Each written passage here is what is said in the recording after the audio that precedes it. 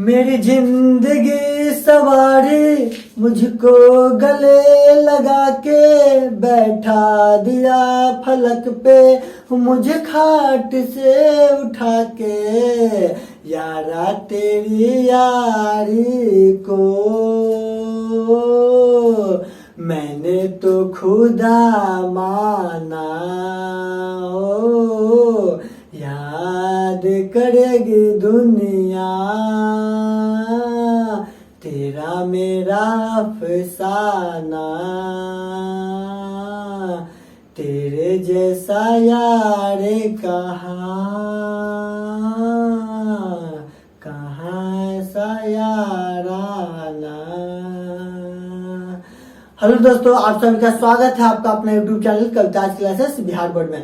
मैं हूं अशोक कुमार यादव और आज मैं स्टार्ट करने जा रहा हूं वर्ग 9वां जीव विज्ञान क्लास 9th का बायोलॉजी का फर्स्ट चैप्टर, जिसका नाम है कोशिका जीवन की आधारभूत इकाई। ठीक है, पहला अध्याय है कोशिका जीवन की आधारभूत इकाई।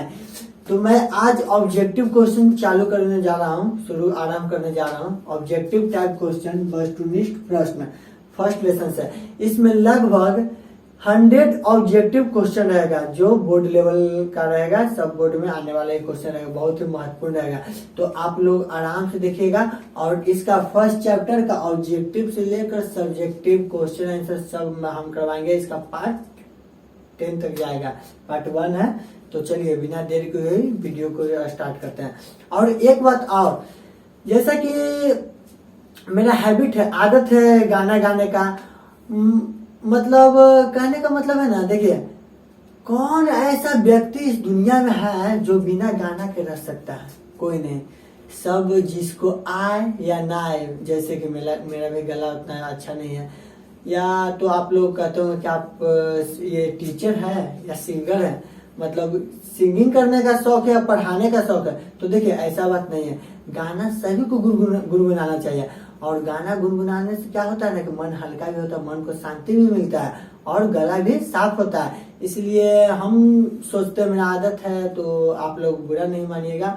और मेरा पढ़ाई देखिए, गाना तो एक अट्रैक्शन बटोरने का एक अच्छा जरिया भी है और मतलब सभी लोग गुनगुनाते हैं, इसलिए मैं भी थोड़ा गुनगुनाता हूँ और गाता हूँ। लेकिन आप लोग पढ़िए, मजे से पढ़िए और मेरा वीडियो देखते रहिए। तो चलिए स्टार्ट करते हैं। तो देखिए पहला लेसन है कोशिका जीवन के आधारभूत इकाई। विस्तार से पढ़िएगा, हम पूरा डिटेल में बताएंगे, पूरा फिनिश करेंगे, बहुत मजे से पढ़ाएंगे यार, आप लोग पढ़िए। तो फर्स्ट पहला क्वेश्चन है, जीवन की आधारभूत संरचना और क्रियात्मक इकाई क्या है? जीवन की आधारभूत और संरचना एवं क्रियात्मक इकाई को क्या कहा जाता है? तो जीवन की आधारभूत संरचना और क्रियात्मक इकाई क्या है? कोशिका है। कोशिका को, या ऐसे भी क्वेश्चन पूछ सकता है, कोशिका को जीवन की आधारभूत एवं संरचनात्मक इकाई कहा जाता है। ठीक है, पलट भी सकता है। दूसरा क्वेश्चन है, कोशिका किससे बनी होती है? कोशिका किससे बनी होती है?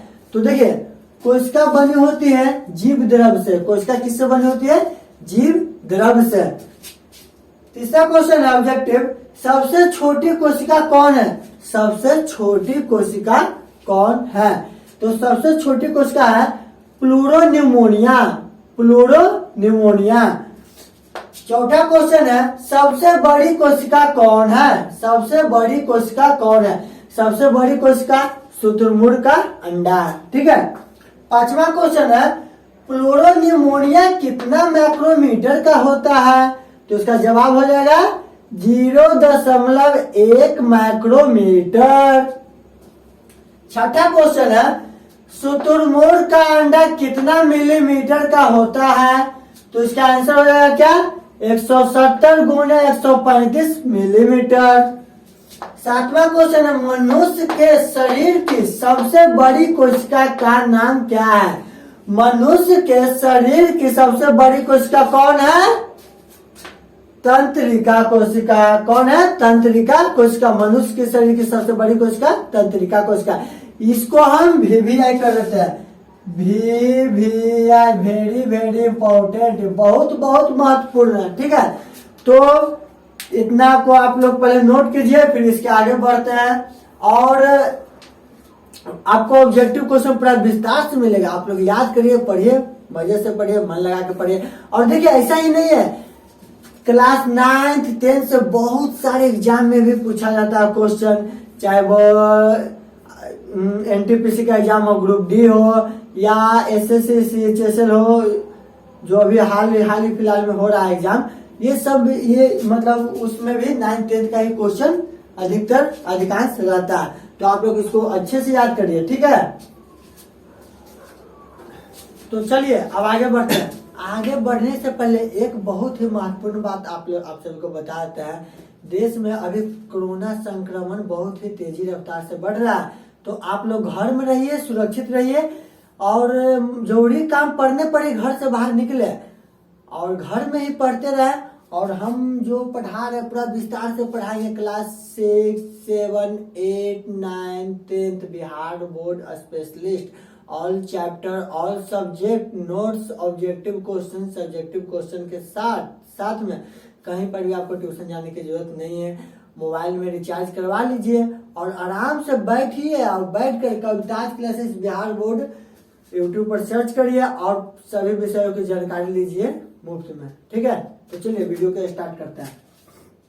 8वां क्वेश्चन है, तंत्रिका कोशिका का आकार कितना होता है? तंत्रिका कोशिका का आकार कितना होता है? 1 मीटर से अधिक। मनुष्य के शरीर की सबसे बड़ी कोशिका कौन है? तंत्रिका कोशिका, और उसका आकार कितना होता है? 1 मीटर से अधिक होता है, ठीक है। 9वां क्वेश्चन है, वैसे जीव जिनका शरीर सिर्फ एक कोशिका से बना होता है, वैसे जीव जिनका शरीर सिर्फ एक कोशिका से बना होता है, उसे क्या कहते हैं? एक कोशिकीय जीव कहते हैं, ठीक है।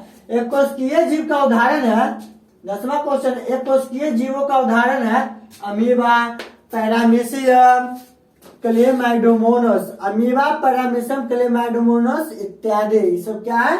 एक कोशिकीय जीव के उदाहरण है। 11वां प्रश्न क्या है, वैसे जीव जिनका शरीर अनेक कोशिकाओं का बना होता है, वैसे जीव जिनका शरीर अनेक कोशिकाओं का बना होता है क्या कहलाते हैं? तो जवाब होगा क्या? बहुकोशिकीय जीव, बहुकोशिकीय जीव। 12वां को प्रश्न है, 60 किलोग्राम के मानव शरीर में 60 किलोग्राम के मानव शरीर में कितना कोशिकाएं पाई जाती है? तो आंसर हो जाएगा 60 गुने 10 के पावर 15। 60 किलोग्राम के मानव शरीर में 60 गुने 10 के पावर 15 कोशिकाएं पाई जाती है। 13वां प्रश्न है, कोशिका का आकार एवं आकृति उसके कार्यों के क्या होती है? तो कोशिका के आकार एवं आकृति उसके कार्यों के क्या होती है? अनुरूप होती है, अनुरूप।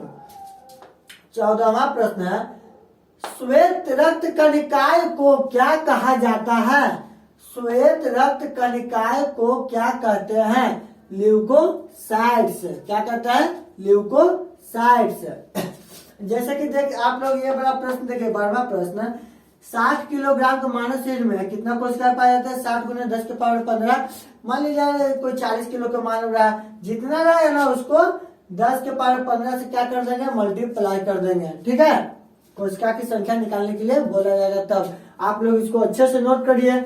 और पहला वीडियो में कम से कम 30 ऑब्जेक्टिव क्वेश्चन आप सभी को बताएंगे। इसका ऑब्जेक्टिव क्वेश्चन का 3 पार्ट चलेगा, पार्ट 1, पार्ट 2, पार्ट 3। उसमें लगभग आपको 100 प्लस ऑब्जेक्टिव क्वेश्चन कवर करवाएंगे। इसको नोट कीजिए। क्वेश्चन नंबर 15, 14 तक हो गया, आप लोगों ने नोट कर लिया अच्छी तरह से। अब 15वां प्रश्न देखिए, ऑब्जेक्टिव क्वेश्चन यह है, कोशिकाओं की संख्या किस पर निर्भर करती है? कोशिकाओं की संख्या किस पर निर्भर करती है? तो आंसर क्या हो जाएगा? जीवों के शरीर के आकार पर। जीवों के शरीर के आकार पर ही कोशिकाओं की संख्या निर्भर करती है, कि कोई जीव छोटा होता है, कोई बहुत बड़ा होता है, उसके आकार पर ही कोशिकाओं की संख्या निर्भर करती है, ठीक है। 16वां प्रश्न है, एक सी रचना और एक सा कार्य करने वाले कोशिकाओं के समूह को क्या कहते हैं? एक सी रचना और एक से कार्य करने वाले कोशिकाओं के समूह को क्या कहते हैं? उत्तक कहा जाता है। उत्तक। यह प्रश्न ऐसे भी पूछ सकता है, उत्तक किसे कहते हैं? तो लिख दीजिएगा, एक सी रचना और एक सा कार्य करने वाले कोशिकाओं के समूह को ही उत्तक कहते हैं। 17वां प्रश्न, उत्तकों के समूह जो किसी विशेष कार्य को संपन्न करते हैं तथा जिनका विशिष्ट संरचनात्मक संगठन होता है वे क्या कहलाते हैं? तो जवाब होगा क्या? अंग। या उत्तकों के समूह को क्या कहते हैं? अंग कहते हैं। ठीक है। 18वां प्रश्न, मुख, आमाशय, आंत, यकृत आदि सामूहिक रूप से एक विशेष तंत्र की रचना करते हैं जिसे क्या कहते हैं? मुख, आमाशय, आंत, यकृत आदि सामूहिक रूप से एक विशेष तंत्र की रचना करते हैं जिसे क्या कहा जाता है? पाचन तंत्र। ठीक है, पाचन तंत्र।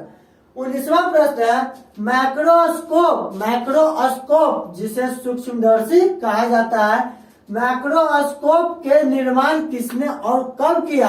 मैक्रोस्कोप के निर्माण किसने और कब किया? आप लोग फंसिएगा नहीं, जवाब अच्छा से दीजिएगा। Robert Hooke. 1665 में रॉबर्ट हुक ने मैक्रोस्कोप सूक्ष्मदर्शी का निर्माण किया था। किए थे, रिस्पेक्ट देना चाहिए, वैज्ञानिक है बहुत बड़े। 20वां प्रश्न है, मैक्रोस्कोप की लेंस व्यवस्था का आविष्कार किसने किया? मैक्रोस्कोप के लेंस व्यवस्था का आविष्कार किसने किया? ल्यूवेनहोएक। इसका जवाब क्या हो जाएगा? ल्यूवेनहोएक। इसको आप लोग नोट कीजिए, फिर आगे बढ़ते हैं। तो चलिए अब आगे बढ़ते हैं। क्वेश्चन नंबर 21 देखिए, किसने बताया कि प्रत्येक कोशिका का केंद्र में एक गोलाकार रचना होती है? किसने बताया कि प्रत्येक कोशिका के केंद्र में एक गोलाकार रचना होती है? आंसर है रॉबर्ट ब्राउन ने 1831 में। रॉबर्ट ब्राउन जो वैज्ञानिक थे उन्होंने ही बताया था 1831 में कि प्रत्येक कोशिका के केंद्र में एक गोलाकार रचना होती है। ठीक है। अगला प्रश्न है, जीव द्रव की खोज किसने और कब की? जीव द्रव की खोज किसने और कब की? आंसर हो जाएगा पुरकिंजे ने 1839 में। जीव द्रव की खोज पुरकिंजे ने की थी 1839 में। ठीक है। पादपों का शरीर सूक्ष्म कोशिकाओं का बना होता है, किसने और कब कहा? पादपों का शरीर सूक्ष्म कोशिकाओं का बना होता है, किसने और कब कहा? स्लाइडर ने 1838 में कहा था। ठीक है। किसने बताया कि 24वां क्वेश्चन है, किसने बताया कि जंतुओं का शरीर भी सूक्ष्म कोशिकाओं का बना होता है? स्वान 1839 में स्वान बताया था। ठीक है। 25वां क्वेश्चन है, कोशिका सिद्धांत का प्रतिपादन किसने किया? आंसर है जर्मन वैज्ञानिक स्वान एवं स्लाइडर। स्वान एवं स्लाइडर ने कोशिका सिद्धांत का प्रतिपादन किया था। 26वां प्रश्न है, किसने बताया कि नई कोशिका का निर्माण पहले से मौजूद कोशिकाओं से होता है? बिरचो 1855 में। ठीक है। इसको आप लोग नोट कीजिए। फिर 4 प्रश्न और हैं, हम बताते हैं, पहले आप इसको नोट कीजिए। तो चलिए 26 तक हो गया। 27वां प्रश्न है, किसने बताया कि कोशिका प्रोटोप्लाज्म का एक पिंड है जिसमें एक केंद्रक होता है? यह किसने कहा था कि कोशिका प्रोटोप्लाज्म का एक पिंड है जिसमें एक केंद्रक होता है? तो आंसर क्या हो गया? Max Schulze. मैक्स शुल्ज जी ने बताया था कि कोशिका प्रोटोप्लाज्म का एक पिंड है जिसमें एक केंद्रक होता था। 1861 में होता है। ठीक है, 1861 में।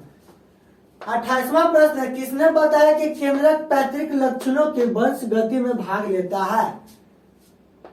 किसने बताया कि केंद्रक पैतृक लक्षणों के वंश गति में भाग लेता है? स्ट्रसबर्गर। 29वां प्रश्न है, इलेक्ट्रॉन माइक्रोस्कोप का आविष्कार किसने और कब किया? इलेक्ट्रॉन माइक्रोस्कोप का आविष्कार किसने और कब किया? ये बहुत ही इंपॉर्टेंट क्वेश्चन, इसको हम VVI कर देते हैं। ठीक है, आंसर क्या आ जाएगा? 1931 में एम नॉल एवं ई रस्का ने नॉल एवं रस्का याद करिएगा, इलेक्ट्रॉन माइक्रोस्कोप का खोज किया था, नॉल एवं रस्का ने। तीसरा प्रश्न है, कोशिका का निर्माण विभिन्न घटकों से होता है जिन्हें क्या कहते हैं? कोशिकांग। कोशिका का निर्माण विभिन्न घटकों से होता है जिन्हें हम कोशिकांग कहते हैं। इसी के साथ आज का मेरा वीडियो समाप्त होता है, पार्ट 1 खत्म होता है। इसका सेकंड पार्ट लेकर आएंगे, तब तक के लिए मेरे वीडियो को देखते रहिए।